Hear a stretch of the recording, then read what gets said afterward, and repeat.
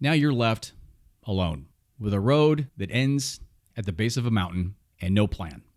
So you can either sit there in your construction office and get on your phone and yell and scream at your partner for leaving you, or you can draw up a new plan. And now for something completely different. Welcome to Surrounded by Idiots Radio Podcast.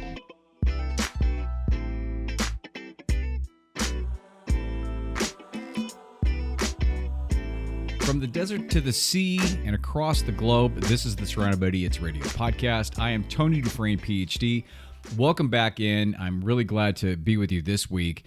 I want to jump right into it and talk this week about forgiveness. Well, I think it's pretty safe to say that we all understand that holding a grudge and having that emotion and that energy is not good for you at all. There's actually an adverse physical reaction to holding on to a grudge. There was a study at Erasmus University in the Netherlands, and they asked people to write about a time when they either gave or withheld forgiveness. And then what they did was they asked all of these people to jump as high as they could 5 times without bending their knees.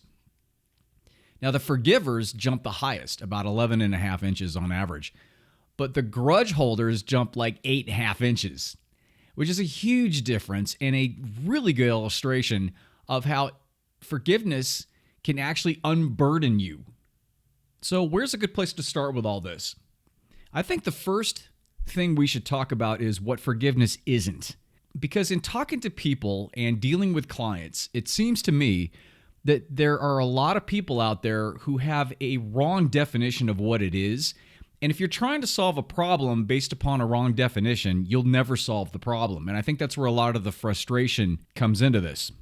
So what forgiveness isn't is it's not about forgetting. This forgive and forget thing is absolute nonsense, and I don't know where that came from. But you can't forget because the whole process of life is about understanding and remembering the things that have happened to you and putting them in perspective in order to learn and to grow from. So it's not about forgetting. Forgiveness is also not about you minimizing the hurt that happened to you. It's not about invalidating the reactions that you had, the emotional reactions or the hurt that you had from this particular situation. Forgiveness also doesn't mean you are a pathetic or a weak person if you do it. You're not giving in to anything. It also doesn't depend on the other person apologizing or accepting responsibility. Because, let's be honest, how many times does that happen? Unless it's like years down the road and you have a conversation and then they finally own up to something. But it doesn't depend on them owning any of the situation. And lastly, what forgiveness isn't is you're not letting them off the hook. So that's what forgiveness isn't. Now, what forgiveness is, if you look at it from like a theoretical standpoint, I think a lot of confusion comes from the fact that people don't realize that there's a cognitive or a thinking part of forgiveness, and then there's an emotional component to forgiveness. The thinking part's called decisional, and that's when you decide to change your behavior towards that other person. Now, the second part is the emotional part, and I think that's where people get a little confused because they think it's just that one part, or they're both included in each other, which they're not. The emotional part of forgiveness is an inward acceptance of what is. It's almost like a surrender or a release. It's a conscious decision to release the feelings, even though you still hold them accountable. Can you see how that works? You can still cognitively or you can still mentally hold them accountable for what's going on and not let them off or not forget. But at the same time, you can release your emotions from that and move forward with your life. So why is it so hard to forgive then? Well, first and foremost, a lot of it has to do with your own fantasy and expectations. So using a breakup in a relationship as an example, you typically go into wanting to be a part of a particular relationship based on this fantasy of how your life is going to be. And a lot of times the fantasy comes from way before you even met this particular person, but you want it to go a certain way, and this person is going to be cast in the role of that leading man or leading woman as you move through and you become happily ever after. Now with that, there's expectations. And most of the time we hold people up to the expectations that we hold ourselves up to. And how many times can you count the situations where somebody didn't meet your expectations because you have very high expectations of yourself. This happens all the time. Can you see where that would be an issue if you hold somebody up to your own expectations, or if you are trying to live this fantasy life that you've molded into your head of how your life should go, and it doesn't go according to plan? And it's because you cast the wrong person in the leading role. So it's really hard to forgive somebody who came in and ruined your play, or somebody who came in and just couldn't step up and meet basic common expectations, which, I mean, to be honest with you, it's not about basic common expectations, it's about your own, but you think, how hard is it to do this? Now, a second reason why it would be hard to forgive is that it might not be about just them. Now, a lot of times, relationships act as ways we resolve past issues, especially when it comes to parents and love and attention. And in a lot of instances, there's this subconscious program that runs in your mind about unresolved issues that you had with your mom or your dad or somebody close to you in your relationship while you were in that very vulnerable developmental stage. You're like really young.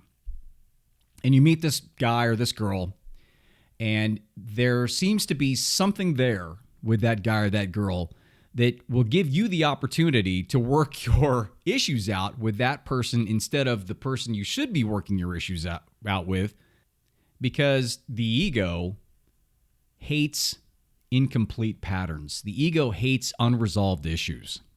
And the hard part about all this is that most of the time you don't even realize this is what you're doing. And obviously this person in front of you is not the other person, and they have no idea what issue you're trying to resolve with them. So you get frustrated, they get frustrated, they break up with you, and now they've done what the other person has done and they have not resolved that issue, and now you are really pissed at them and really hurt, and that's why it's so hard to forgive them. Another thing that has to do with it might not be them is it might be yourself. You might or probably are more pissed that you allowed yourself to get into this situation. Or get into this situation again. This may be a repeating pattern where you think everything is great now because the person is different. I've recasted this role, but you know what? You didn't rewrite the role. Or you recast the person with the same characteristics as the person before. So you're not going to resolve any issues, and you know that. And so when all is said and done, a lot of energy that you're projecting towards that person you can't forgive, a lot of that energy is you not being able to forgive yourself for putting yourself in that position. And now dealing with a life that you didn't expect or you don't want. And one of the biggest issues with forgiving somebody when it comes to an intimate personal relationship is the fact that you have allowed them in to your circle of trust. And ultimately, your suspicions proved right, and they stuck a sharp stick into your open wound. And you know, the deeper the cut, the longer it takes to heal. Another reason why it may be so hard to forgive is maybe being impacted by this and still affected by this is benefiting you in some way. Maybe it's allowing you to skate on some things or be irresponsible in some parts of your life. Or maybe it's a security blanket and an excuse for you not to move forward or not to make uncomfortable decisions in your life. It becomes validation for being stuck. Or a lot of times, maybe you still have to seek this level of control in the situation that when it happened and the decision was made, it was their decision and not yours. And you hate it when you're not in control. So it could be a control thing with you if that's a big pattern. Or the reason is you need to validate the fact that you were right. And you need the other person to validate the fact that you were right and they were wrong.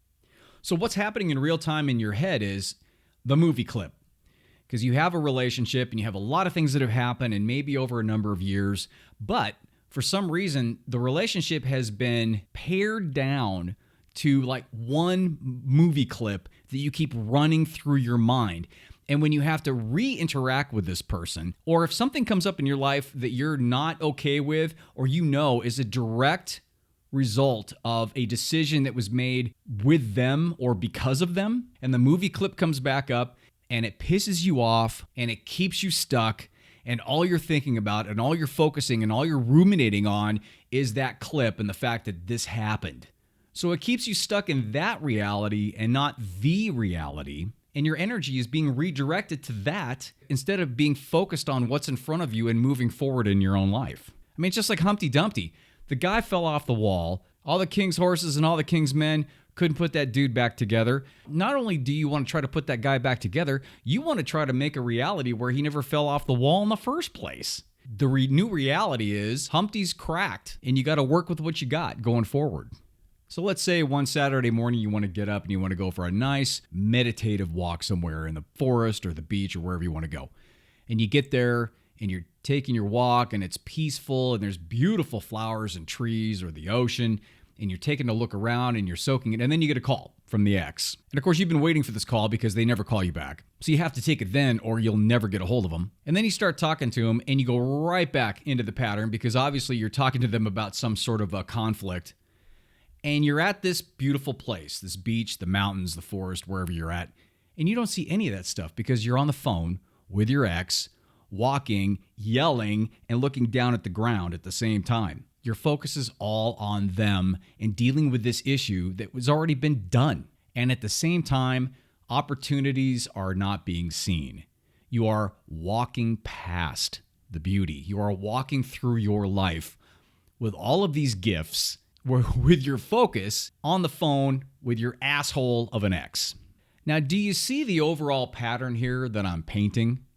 It is all about you. It is not about them. You're basically giving them your power, which is the last thing on the world you want to do, and the thing you're trying to stay away from, or you were trying to stay away from when you were with them. Yet, without forgiving, that's exactly what you're doing. You are an emotional prisoner and they have the key to the cell, which you gave them, and you locked yourself in there. So that brings us to the process of forgiving.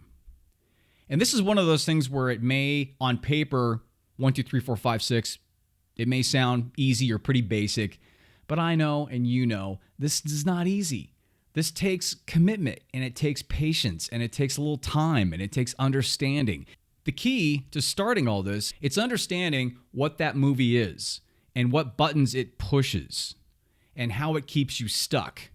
So if you can sit down and try to think about what emotions that movie contains and see where those little things lead to in terms of how you feel about yourself, in terms of how you feel about them, in terms of how you feel about your life right now and how much responsibility you put onto them for your life versus taking full responsibility for yourself for your life right now. The second part of forgiveness is redefining what it is to yourself and then choosing to forgive. Now, the redefinition is about realizing it may not be what you thought it was in terms of the things we talked about at the beginning of the show. Remember what forgiveness really is? It's an emotional release or a surrender from the situation so you can move forward with your life. It has nothing to do with them. So you redefine that, and then you cognitively say, I choose forgiveness. It's not going to make it easy, and it's going to hurt a little bit, but you need to commit to it first.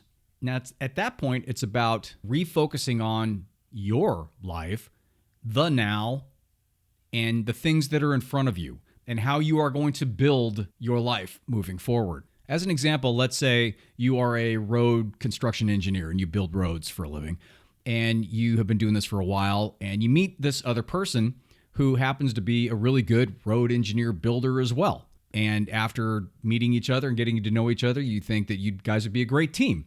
So you start your business together, and you're successful, and you guys have a great company, and you're great teammates. So you delegate or you give them your trust in certain parts of the business, and they do the same with you. Well, one day your partner comes up and says, I got this really great job. It's a huge project, and your partner is in charge of the map. And because they're in charge of it and you trust them, you're like, great, let's start building. You start building, millions and millions of dollars into this, a lot of people working for you. You get around the corner and the map happens to be pointing right to this mountain. And you talk to your partner and go, what the hell with the mountain thing?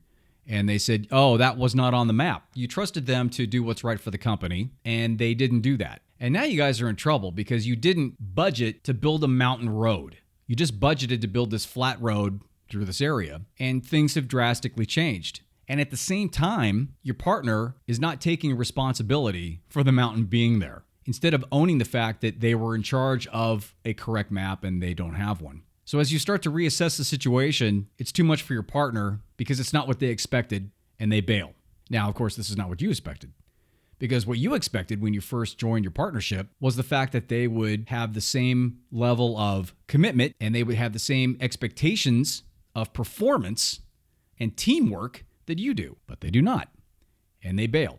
Now you're left alone with a road that ends at the base of a mountain and no plan. So you can either sit there in your construction office and get on your phone and yell and scream at your partner for leaving you, or you can draw up a new plan and recruit people in your life that will help you to build that mountain road. The mountain isn't going anywhere. Your partner isn't coming back. You have to build the road. You've got to accept what is.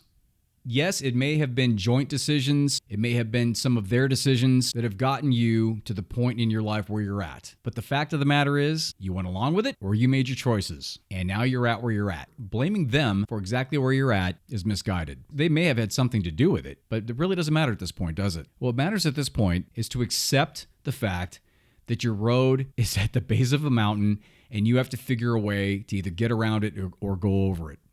You need new resources. You need a new plan. You need to take responsibility because you are now the number one head honcho, only leader of building this road.